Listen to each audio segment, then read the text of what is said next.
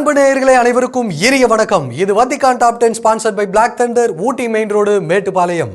Vatican top 10 நிகழ்ச்சியை ஒளிபரப்ப உதவியவர்கள் Black Thunder. Lucky Falls at Black Thunder, Ooty main road, Mettupalayam. நேயர்களே, பெரும் பாரம்பரியத்தை கொண்டிருக்கும் கத்தோலிக்க திருவையின் செயல்பாடுகளை உலகறிய செய்வதே இந்த நிகழ்ச்சியின் நோக்கம். அந்த வகையில் இந்த வாரம் புனித மேரி மேஜர் பேராலயத்தில் அதிகரிக்கும் திருப்பயணிகள், கர்தினால்கள் எந்த காலகட்டத்தில் தோன்றினார்கள், முதலில் கர்தினால்கள் கூடுகை எங்கே நிகழ்ந்தது போன்ற பல நிகழ்வுகள் காத்திருக்கின்றன. அனைத்தையும் அறிந்து கொள்ள வாருங்கள், இன்றைய நிகழ்ச்சிக்குள் போகலாம்.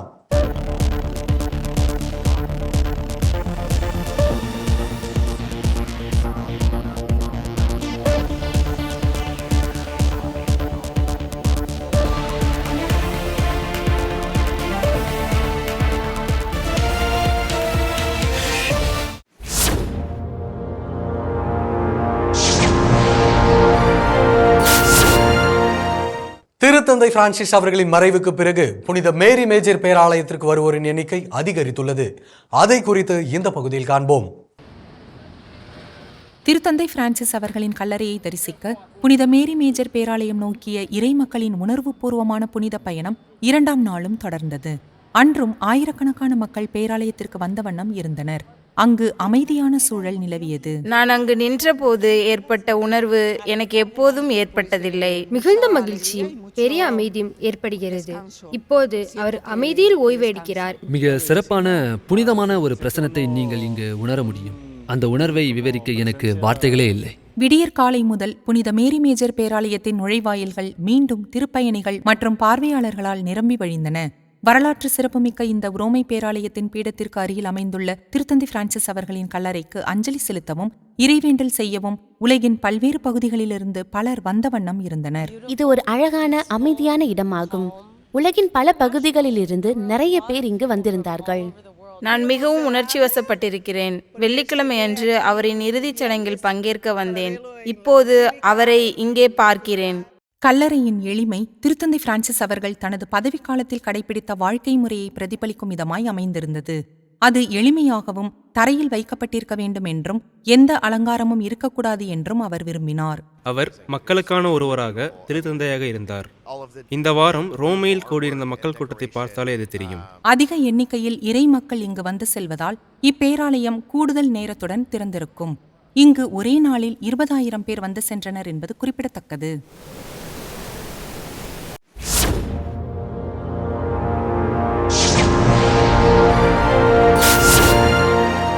புதிதாக தேர்ந்தெடுக்கப்படவிருக்கும் திருத்தந்தை அவர்கள் எப்படிப்பட்ட சவால்களை சந்திப்பார் என்பது குறித்த தகவலை இந்த பகுதியில் காண்போம். புதிதாக தேர்ந்தெடுக்கப்படும் திருத்தந்தை பல சவால்களை எதிர்கொள்வார் என்று கூறப்படுகிறது. காரணம், புதிய திருத்தந்தையின் முன்னோடியான திருத்தந்தை பிரான்சிஸ் அவர்கள் வாழ்ந்த வாழ்க்கை தனித்துவமிக்க ஒன்றாகும். சமூக அளவில் திருத்தந்தை பிரான்சிஸ் அவர்கள் மிகவும் சுறுசுறுப்பாக இருந்தார். அகதிகளை ஏற்பதிலும் அவர்களை ஒருங்கிணைப்பதிலும் அவர் மும்முரம் காட்டினார். ஒவ்வொரு அரசாங்கமும் அவரால் எவ்வளவு அகதிகளை ஏற்றுக்கொள்ள முடியும் என்பதை தெளிவாக கூற வேண்டும். ஏனெனில் எத்தனை பேரை தங்க வைக்க முடியும் என்று தலைவர்களால் மட்டுமே கூற முடியும். அது அவர்களின் உரிமை. ஆனால் புலம்பெயர்ந்தோர் வரவேற்கப்பட வேண்டும், வழிநடத்தப்பட வேண்டும், ஊக்குவிக்கப்பட வேண்டும் மற்றும் ஒருங்கிணைக்கப்பட வேண்டும். திருத்தந்தை பிரான்சிஸ் அவர்கள் முன்மொழிந்த மேய்ப்பு பணி பொறுப்பு அணுகுமுறை மிகவும் சர்ச்சைக்குரிய கருத்தாக பார்க்கப்பட்டது.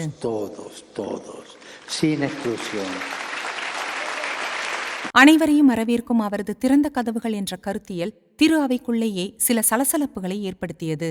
இதற்கு மிக தெளிவான உதாரணம் ஓரின ஈர்ப்பாளர் தம்பதியரை ஆசீர்வதிக்க அனுமதிக்கும் அவரது முடிவாகும். 2021ஆம் ஆண்டு நம்பிக்கை கோட்பாட்டிற்கான பேராயம் அத்தகைய ஆசீர்வாதங்கள் பொருத்தமானவை அல்ல என்று கூறியிருந்தது. எனவே அவ்வாசீர்வாதங்கள் ஓரின ஈர்ப்பாளர்கள் திருமணத்திற்கு ஆதரவாய் அமைந்துவிடும் என்பதால் 2 ஆண்டுகளுக்கு பிறகு திருத்தந்தை பிரான்சிஸ் அவர்கள் இப்படிப்பட்ட தம்பதிகளுக்கு திருமணத்தை குறிக்கும் எவ்வித குறியீடுமில்லாத ஒருவித ஆசீர்வாதம் வழங்கலாம் என முன்மொழிந்தார். ஒரு புதுமை ஏற்பட்டுள்ளது.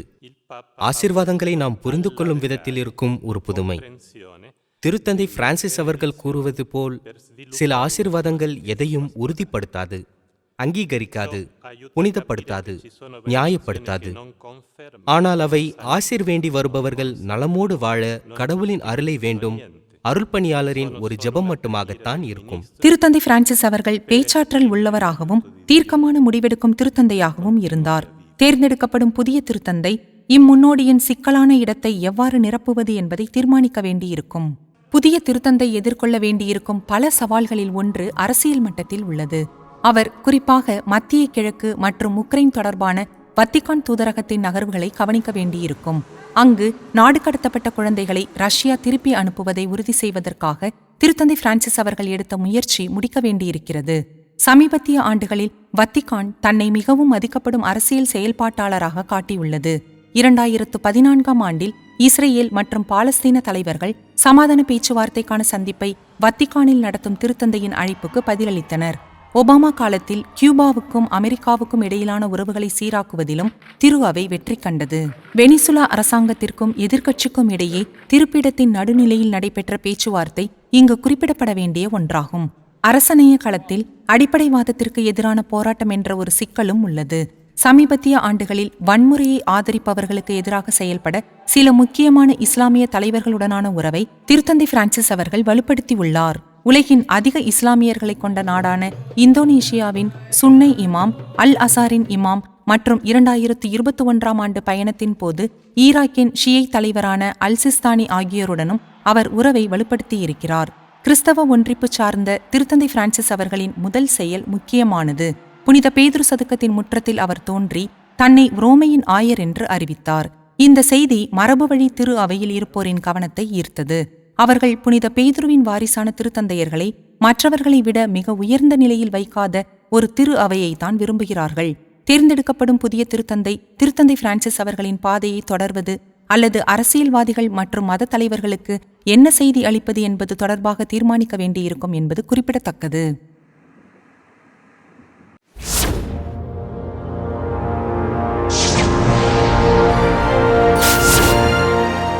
புதிய திருத்தந்தையை தேர்ந்தெடுக்கும் கர்தினால்கள் குழுவில் இடம்பெற விரும்பாத கர்தினால் பெக்கியோ அவர்களை குறித்து இந்த பகுதியில் காண்போம். கர்தினால் பெக்கியோ அவர்கள் புதிய திருத்தந்தையை தேர்ந்தெடுக்கும் கர்தினால்கள் குழுவில் பங்கேற்க மாட்டார் என்ற முடிவை எடுத்திருப்பதாக ஒரு சுருக்கமான அறிக்கையில் குறிப்பிட்டுள்ளார். திருத்தந்தை பிரான்சிஸ் அவர்களின் விருப்பத்திற்கு கீழ்ப்படிந்தேதான் அதை செய்வதாக அவர் கூறினார். அதை தான் எப்போதும் செய்வதாக அவர் கூறுகிறார். 2020ஆம் ஆண்டில் அப்போதைய திருத்தந்தை மாநில செயலக நிதிகளின் முறைகேடு குற்றச்சாட்டு காரணமாக இந்த கர்தினாலின் உரிமைகளை நீக்கியிருந்தார். இருப்பினும் அந்த பேராயர் வத்திக்கானிலும் பிற நிகழ்வுகளிலும் திருப்பலி கொண்டாட்டங்களில் தொடர்ந்து பங்கேற்றார். அவ்வேளைகளில் திருத்தந்தை பிரான்சிஸ் அவர்கள் அவரை சந்திப்பதிலும் வாழ்த்துவதிலும் எந்த சிக்கலும் இருக்கவில்லை. இந்த ஒரு தெளிவற்ற சூழ்நிலை கர்தினால் கூடுகைக்கு முந்தைய கூட்டங்களால் இது மேலும் தீவிரமடைந்தது. கர்தினால் பெக்கியோ அவர்கள் பல பொதுக்கூட்டங்களில் பங்கேற்று வந்தார். ஆகவே அவர் அடுத்த திருத்தந்தையின் தேர்தலில் பங்கேற்பார் என்று நம்புவதற்கான வழிவகுத்தது. மோசடி மற்றும் ஊழல் குற்றச்சாட்டுகள் தொடர்பாக இக்கர்தினால் தான் ஒரு நிரபராதி என்பதை வலியுறுத்தி வந்துள்ளார். வத்திக்கான் நீதிமன்றம் அவரை குற்றவாளியாக கண்டறிந்தது. ஆனால் இந்த ஆண்டு அவர் இந்த வழக்கை எதிர்த்து மேல்முறையீடு செய்ய உள்ளார் என்பது குறிப்பிடத்தக்கது.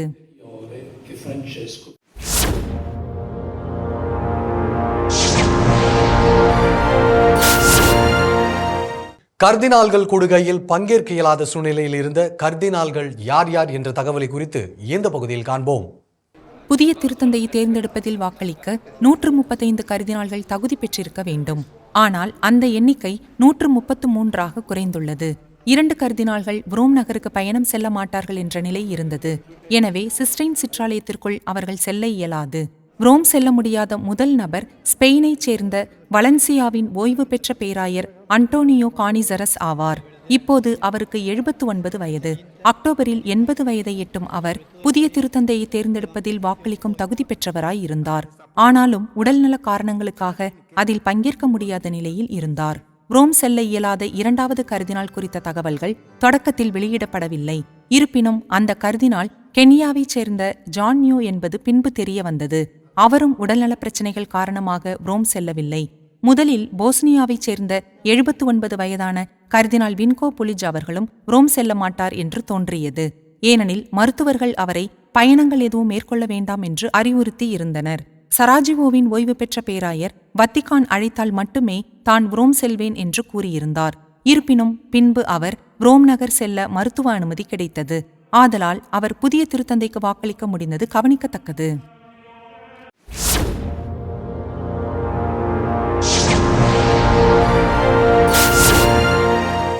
திருத்தந்தையை தேர்ந்தெடுக்கும் கர்தினால்கள் குழுமத்திற்கு தலைமை ஏற்கவிருந்தது யார் என்ற கேள்விக்கான பதிலை இந்த பகுதியில் காண்போம். புனித 2ஆம் ஜான் பால் அவர்கள் நிறுவிய விதிகளின்படி கர்தினால்கள் குழுமத்தின் தலைவர்தான் புதிய திருத்தந்தையை தேர்ந்தெடுக்கும் கர்தினால்கள் கூடுகையின் சடங்குகளுக்கு தலைமை வகிக்க வேண்டும். ஆனால் அவர் 80 வயதுக்கு மேற்பட்டவராக இருந்தால் என்ன நடக்கும்? கர்தினால் குழுமத்தின் தலைவர் கர்தினால் ரே அவர்கள் சூழ்நிலையும் அப்படித்தான் இருந்தது. அவருக்கு 91 வயது ஆகிறது. அவர் பொதுக்கூட்டங்களுக்கு தலைமை தாங்கி இருந்தாலும் சிஸ்டைன் சிற்றாலயத்தில் நடைபெறும் கூட்டங்களுக்கு தலைமை ஏற்க முடியாது. அவருக்கு பதிலாக துணைத் தலைவர்தான் தலைமை ஏற்க வேண்டும். ஆனால் துணைத் தலைவர் கர்தினால் சாண்ட்ரி அவர்களுக்கு 81 வயது. எனவே அவராலும் அவ்வாறு செய்ய இயலாது. எனவே மற்றொரு கர்தினால் அந்த பொறுப்பை ஏற்பார் என்ற நிலையே நீடித்தது. திருத்தந்தையை தேர்ந்தெடுப்பதில் அவர் வாக்களிக்க இயலாது என்பதால் கர்தினால் குழு தலைவரின் அவ்வுரிமை மற்றொரு கர்தினாலுக்கு வழங்கப்படும். கடந்த வாரத்தை பொறுத்தவரை கர்தினால்கள் குழு தலைவர் ரே அவர்களுக்கு பதிலாக கர்தினால் பரோலின் அவர்கள் இருப்பார் என்று முடிவானது. கர்தினால் பரோலின் அவர்கள் நியமிக்கப்பட்டதற்கான காரணம் அவர் வகித்த பதவியை பொறுத்து அமைந்ததாகும். இவ்வாறு நியமிக்கப்படுபவர்கள் 3 பிரிவுகளில் ஒன்றை சேர்ந்தவர்களாக இருப்பார்கள். அவை உதவி ஆயர்களின் துறவு அமைப்பு, குருக்களின் துறவு அமைப்பு அல்லது ஆயர்களின் துறவு அமைப்பு ஆகியவையாகும். ஆயர்கள் துறவு அமைப்பு மிக உயர்ந்த பதவியாகும்.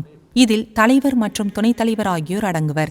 2018ஆம் ஆண்டு வரை இந்த பிரிவில் முந்தைய திருத்தந்தையரால் தேர்ந்தெடுக்கப்பட்ட 6 கர்தினால்கள் மட்டுமே இருந்தனர். ஆனால் அவ்வாண்டு திருத்தந்தை பிரான்சிஸ் அவர்கள் அந்த கர்தினால்கள் எண்ணிக்கையை உயர்த்த முடிவு செய்தார். கர்தினால் பரோலின் அவர்களும் அதில் ஒருவராவார். எனவே அவர் 80 வயதுக்கு குறைவானவராகவும் கர்தினால் மற்றும் ஆயர் நிலையில் இருப்பதாலும் சிஸ்டைன் சிற்றாலயத்தில் நடைபெறும் திருத்தந்தையை தேர்ந்தெடுக்கும் குழுவிற்கு அவர்தான் தலைமை தாங்குவார்.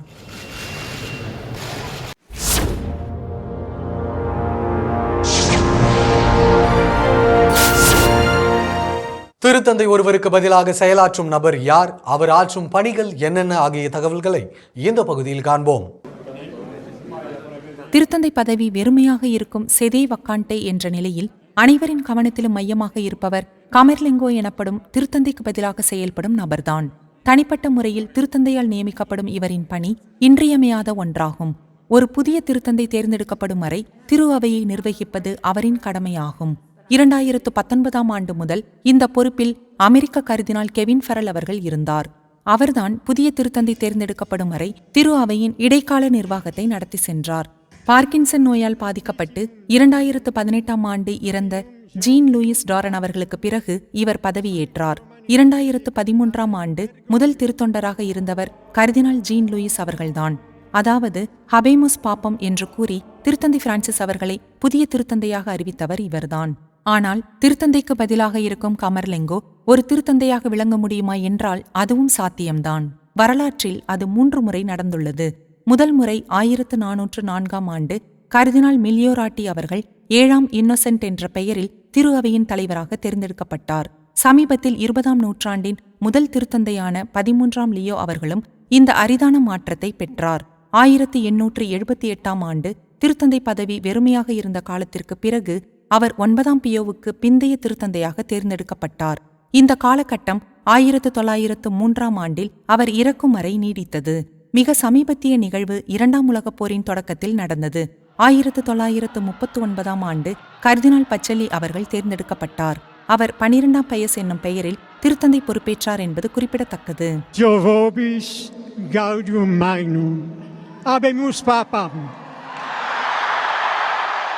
2013ஆம் ஆண்டு புதிய திருத்தந்தையை அறிவிக்கும் புகழ்பெற்ற ஹபேமுஸ் பாப்பம் பிரெஞ்சுக்காரரான ஜீன் லூயிஸ் டாரன் அவர்களால் அறிவிக்கப்பட்டது. இந்த கர்தினால்கள் கூடுகையிலும் மற்றொரு பிரெஞ்சுக்காரருக்கு இந்த மரியாதை கிடைக்கும். இவர் டொமினிக் மாம்பர்டி திரு அவையின் உச்சநீதிமன்றத்தின் தலைவரான கர்தினால் ஆவார். இவர் திருத்தந்தையின் கையொப்பம் என்ற பெயரில் பலருக்கும் தெரிந்தவராவார். அவர் நீண்டகால அரசனைய வாழ்வை கொண்ட ஒரு கர்தினால் ஆவார். அவர் சூடான் மற்றும் எரித்திரியாவின் தூதராகவும் சோமாலியாவின் திருத்தந்தையின் பிரதிநிதியாகவும் இருந்தார். 2006ஆம் ஆண்டு திருத்தந்தை 16ஆம் பெனடிக்ட் அவர்கள் அவரை வத்திக்கான் வெளியுறவு அமைச்சராக நியமித்தார். 2015ஆம் ஆண்டு வரை அவர் அந்த பதவியில் நீடித்தார். கர்தினால் மாம்பர்டி அவர்கள் உதவி ஆயர்கள் பிரிவின் கர்தினால்கள் குழுவில் அங்கம் வகிக்கும் ஒருவராவார். இந்த பிரிவின் உயர் அதிகாரி புரோட்டோடீக்கன், அதாவது முதல் திருத்தொண்டர் என்ற பட்டத்தை பெறுகிறார். அதாவது வெள்ளைப்புகை வெளியான பிறகு புனித பேதுரு சதுக்கத்தில் கூடியிருக்கும் மக்கள் கூட்டத்திற்கு புதிய திருத்தந்தையை அறிமுகப்படுத்தும் பொறுப்பை அவர் மேற்கொள்வார் என்பது கவனிக்கத்தக்கது.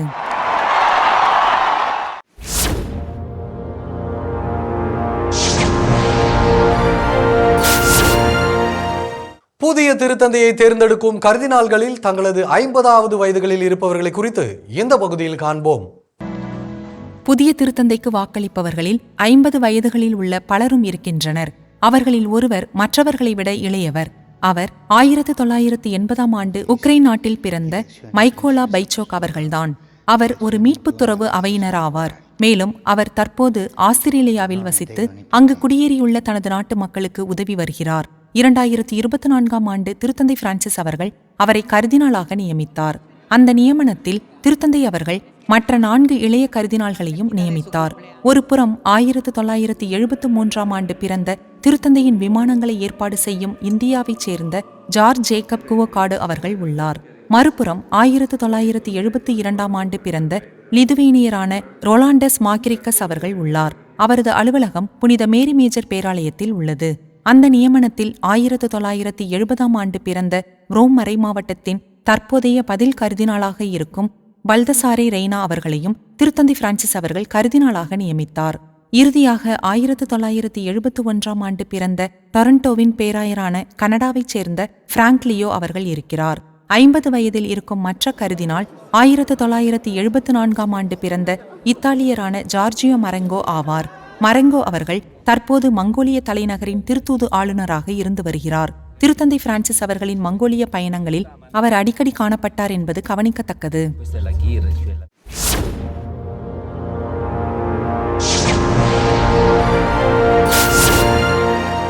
நடக்கவிருந்த கர்தினால்கள் கூடுகையில் இத்தாலியின் பங்களிப்பு எவ்வாறு இருந்தது என்பதை குறித்த தகவலை இந்த பகுதியில் காண்போம். கர்தினால்கள் கூடுகை வரலாற்றில் இம்முறை மிக குறைந்த எண்ணிக்கையிலேயே இத்தாலியர்கள் இருந்தனர். ஆனாலும் அதிக பிரதிநிதிகளை கொண்ட நாடும் இத்தாலிதான்.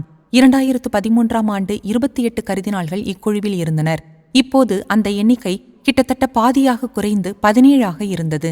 ரோமை தலைமை செயலகத்தில் புனிதர்களின் காரணிகள் மற்றும் கீழை நாடுகளின் திரு அவைகள் ஆகியவற்றின் 2 பேராய தலைவர்கள் உட்பட 8 இத்தாலியர்கள் இருந்தனர். மற்ற மூத்த இத்தாலிய அதிகாரிகளில் கர்தினால் ஏஞ்சலோ தி டொனாட்டிஸ் அவர்களும் அடங்குவார். அவர் திருத்தந்தை ஒருவர் இல்லாத காலத்திலும் பதவியில் நீடிக்கும் வத்திக்கான் பதவிகளில் ஒன்றை வகிக்கிறார். மற்றவர் இயேசுவின் புனித கல்லறை துறவர சபையின் கிராண்ட் மாஸ்டர் கர்தினால் ஃபிலோனி ஆவார். கடந்த கர்தினால்கள் நியமனத்தில் இத்தாலி மிகவும் மாறுபட்ட பின்னணியை கொண்ட 4 புதிய கர்தினால்களை இணைத்தது.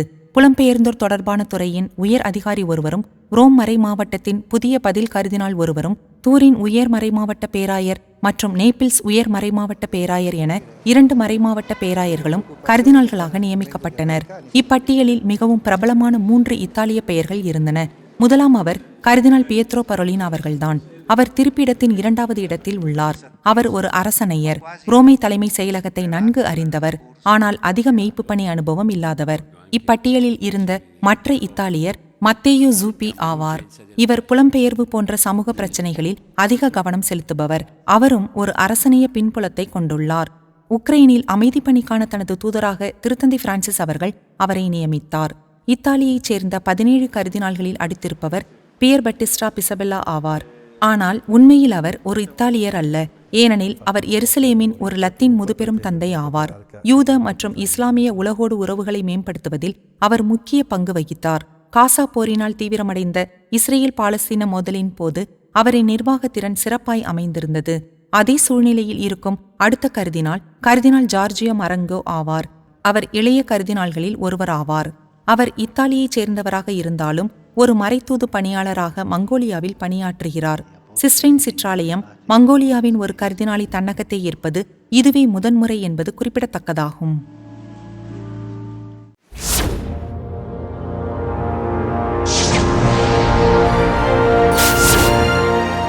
திரு அவை வரலாற்றில் கர்தினால்கள் என்பவர்கள் எந்த காலகட்டத்தில் உருவாக்கப்பட்டார்கள் என்பதை குறித்த தகவலை இந்த பகுதியில் காண்போம். திருத்தந்தை அவர்கள் ரோமையின் ஆயர் ஆவார். அந்த வகையில் அவர் முதலில் மறைமாவட்டத்தின் மக்களிடமிருந்தும் குருக்களிடமிருந்தும் ஒருமனதாக தேர்ந்தெடுக்கப்படுகிறார். 11ஆம் நூற்றாண்டுக்கு முன்பு கர்தினால்களின் பங்கு இன்று இருப்பதை விட மிகவும் குறைவாகவே இருந்தது. கர்தினால்கள் 5ஆம் நூற்றாண்டில்தான் தோன்றினார்கள். ஆனால் இன்று அவர்கள் வகிக்கும் பங்கை அப்போது அவர்கள் கொண்டிருக்கவில்லை. அவர்கள் திருப்பலி கொண்டாட்டங்களில் திருத்தந்தைக்கு உதவிய ரோமை குருக்களாவோ அல்லது உதவி ஆயர்களாகவோ இருந்தார்கள். அதாவது அவர்கள் நற்கருணை கொண்டாட்டத்தின் போது அவருக்கு பக்கத்தில் நிற்பார்கள். பிறகு சில ஆலோசனை பங்கையும் வகித்தார்கள் என்று சொல்லலாம். ஆனால் அவர்களுக்கு நிர்வாகத்தில் எந்த பங்கும் இல்லை. திருத்தந்தை 9ஆம் லியோ அவர்களின் வருகையுடன் எல்லாம் மாறியது. 1049ஆம் ஆண்டு அவர் முன் எப்போதும் இல்லாத முடிவு ஒன்றை எடுத்தார். அதாவது அவர் உலகின் பல்வேறு பகுதிகளிலிருந்து மிகவும் திறமையான நபர்களை அவர்கள் ஆயர்களாகவோ குருக்களாகவோ உதவி ஆயர்களாகவோ அல்லது துறவிகளாகவோ இருந்தாலும் அழைத்து வந்து தனது உடனிருப்பாளர்களாக மாற்றினார். அதிலும் ஒரு சட்ட சிக்கல் இருந்தது. அவர்கள் ரோமை திருநிலையினர் குழுவின் அங்கத்தினர்களாக இருக்க இயலவில்லை. இதை தீர்க்க திருத்தந்தை 9ஆம் லியோ அவர்கள் ரோம் நகரத்தைச் சார்ந்த ஒரு உதவி ஆயர் பதவியையோ அல்லது ஒரு ஆலய பொறுப்பையோ அல்லது ஒரு மறைமாவட்ட பொறுப்பையோ வழங்கினார். இந்த மானியம் கர்தினால் என்ற பட்டத்தின் மூலம் வழங்கப்பட்டது. அத்தருணத்திலிருந்து கர்தினால்களின் பங்கு திருப்பலி உதவியாளர் நிலையிலிருந்து ஒரு ஆலோசகராக வலுப்படுத்தப்பட்டது. தன்னுடன் மிகவும் திறமையான நபர்கள் இருக்க வேண்டும் என்பதை திருத்தந்தை அவர்கள் உணர்ந்தார். நாம் அதை எப்படி சொல்வது? அவர்கள்தான் அக்காலத்தின் ஆன்மீக மற்றும் கலாச்சார மேட்டுக்குடியினர். எனவே அவர் சில்வா காண்டிடாவை சேர்ந்த உம்பர்டோவை அழைத்தார். அவர் அந்த காலத்தின் மிக சிறந்த திரு அவை சட்ட நிபுணர் ஆவார். அவர் புனித பீட்டர் டேமியன் மற்றும் லோரேன் ஃப்ரெட்ரிக் ஆகியோரை அழைத்தார். இவர்கள்தான் அந்த காலத்தின் முக்கிய நபர்கள். காலப்போக்கில் திரு அவையின் விரிவாக்கத்துடன் 5 கண்டங்களைச் சேர்ந்த கர்தினால்கள் சேர்க்கப்பட்டார்கள். அவர்களுக்கு வழங்கப்படும் கர்தினால் என்ற பட்டத்தின் மூலம் அவர்களும் ரோம் நகரத்தின் திருநிலையினர் குழுவோடு இணைக்கப்பட்டனர் என்பது வரலாறு.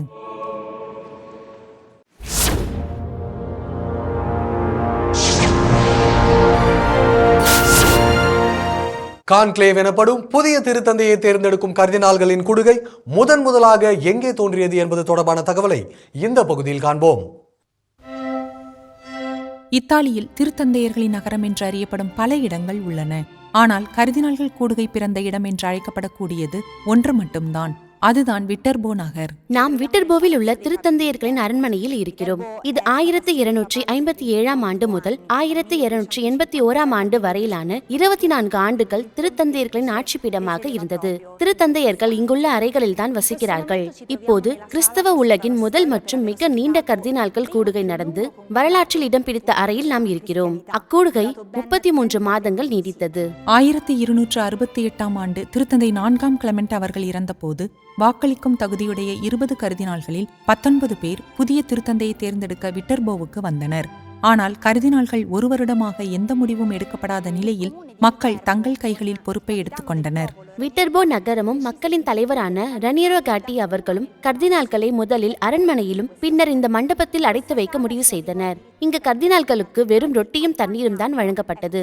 3 ஆண்டுகளுக்கு மேலாக திருத்தந்தையர்கள் இல்லாமல் இருந்த பிறகு இறுதியாக 1271ஆம் ஆண்டு செப்டம்பரில் பியாசென்சாவின் பேராயர் டொபல்டோ விஸ்காண்டி அவர்கள் தேர்ந்தெடுக்கப்பட்டார். ஆனால் அவர் தேர்ந்தெடுக்கப்பட்ட நேரத்தில் அவர் புனித பூமியில் இருந்தார். எனவே 1272ஆம் ஆண்டு மார்ச் மாதத்தில் அவரை 10ஆம் கிரகோரி என்ற பெயரில் திருத்தந்தையாக பெற்றோம். விட்டர்போவில் அவர்கள் பெற்ற அனுபவத்திற்கு பிறகு சில கர்தினால்கள் திருத்தந்தையை தேர்ந்தெடுக்கும் இந்த நீண்ட மற்றும் அதிகாரப்பூர்வமற்ற செயல்முறை இனி வேலை செய்யாது என்பதை உணர்ந்தனர். புதிதாக தேர்ந்தெடுக்கப்பட்ட திருத்தந்தை 10ஆம் கிரகோரி டெபால்டோ விஸ்கோண்டி அவர்கள் தனது திரு அவை அரசியல் அமைப்பான ஊபி பெரிக்குளம் என்பதில் ஒரு புதிய திருத்தந்தையை தேர்ந்தெடுப்பதற்கான விதிமுறைகளை உருவாக்கினார். அதுதான் இன்று திரு அவை பயன்படுத்தும் செயல்முறைக்கு அடிப்படையாகும். ஆனால் இந்த விதிகள் திரு அவையில் அதிகாரப்பூர்வமாக நிறுவப்படுவதற்கு மேலும் 27 ஆண்டுகள் ஆனது. உண்மை என்னவென்றால் 1298ஆம் ஆண்டில் திருத்தந்தை 8ஆம் பொனிஃபெஸ் அவர்கள் திருத்தந்தையை தேர்ந்தெடுப்பதற்கான ஒரு முறையை திரு அவை அரசியல் அமைப்பில் நிறுவும் வரை அது நிகழவில்லை. அதில் ஒரு அறையில் வாக்களிக்கும் கர்தினால்கள் வெளிப்புறத்திலிருந்து பூட்டப்பட்டிருந்தனர். அதாவது வாக்களிக்கும் கர்தினால்கள் திருத்தந்தையை தேர்ந்தெடுக்கும் வரை கம்க்ளேவ், அதாவது ஒரு சாவியால் பூட்டப்பட்ட அறையில் இருப்பார்கள். திருத்தந்தையை தேர்ந்தெடுத்த பிறகு அவர்கள் வெளியே வர முடியும். இது கிறிஸ்தவ மற்றும் இடைக்காலம் இரண்டிற்கும் கணிசமான முக்கியத்துவம் வாய்ந்த ஒரு வரலாற்று உண்மை.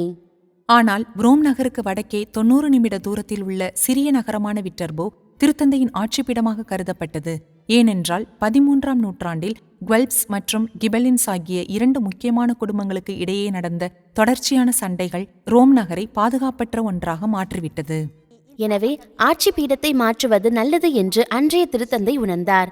மேலும் அவர் விட்டர்போவை தேர்ந்தெடுத்தார். ஏனெனில் அது ரோமுக்கு அருகிலுள்ள ஒரு நகரம். அது குவெல்ஃப் பக்கத்தில் உள்ள ஒரு நகரம். எல்லாவற்றிற்கும் மேலாக அது ஏற்கனவே 2.5 மைல் சுற்றளவு கொண்ட ஒரு பாதுகாப்பு சுவர் கொண்ட நகரம். விட்டர்போ பொருளாதார ரீதியாகவும் ஒரு வளமான நகரமாக இருந்தது. இதன் காரணங்களுக்காக ரோம் நகர் கைவிடப்பட்டு 1257ஆம் ஆண்டு விட்டர்போ தேர்ந்தெடுக்கப்பட்டது. திருப்பீட அதிகார இருக்கையாக விட்டர்போ இருந்த 24 ஆண்டுகளில் 9 திருத்தந்தையர்கள் அங்கே இருந்தனர். இந்த சிறிய நகரம் வரலாற்றில் ஒரே ஒரு போர்த்துகீசிய திருத்தந்தையின் தேர்தலையும் கண்டது. இத்தாலியில் திருத்தந்தையர்களின் நகரங்கள் பல உள்ளன என்று நான் எப்போதும் கூறுவேன். ஏனெனில் பல நகரங்கள் திருத்தந்தையர்கள் பிறந்த இடமாக இருந்தன. ஆனால் விட்டர்போவும் திருத்தந்தையர்களின் நகரம்தான். ஏனெனில் ரோமைக்கு பிறகு அதிகாரப்பூர்வ அளவில் அது மட்டுமே மற்ற திருத்தந்தையர்களின் ஆட்சிப்பீடமாக இருந்தது. ரோம் என்றும் உள்ள நகரம் என்று கருதப்பட்டாலும் 13ஆம் நூற்றாண்டில் குறுகிய காலமே திரு அவையின் ஆட்சிப்பீடமாக விளங்கிய விட்டர்போ வரலாற்றில் நினைவு கூறப்படும் என்றால் அது மிகையல்ல. என் அன்பு நேயர்களே, இன்றைய நிகழ்வுகள் அனைத்தும் நீங்கள் பயன்பெறும் வகையில் அமைந்திருக்கும் என்று நாங்கள் நம்புகிறோம். மீண்டும் அடுத்த வாரம் உங்களை சந்திக்கிறோம். இது Vatican top 10 sponsored by Black Thunder, Ooty main road, Mettupalayam. நன்றி, வணக்கம். மரியே வாழ்க. வத்திக்கான் டாப் 10 நிகழ்ச்சியை ஒளிபரப்ப உதவியவர்கள் Black Thunder. Lucky Falls at Black Thunder, Ooty Main Road, Mettupalayam.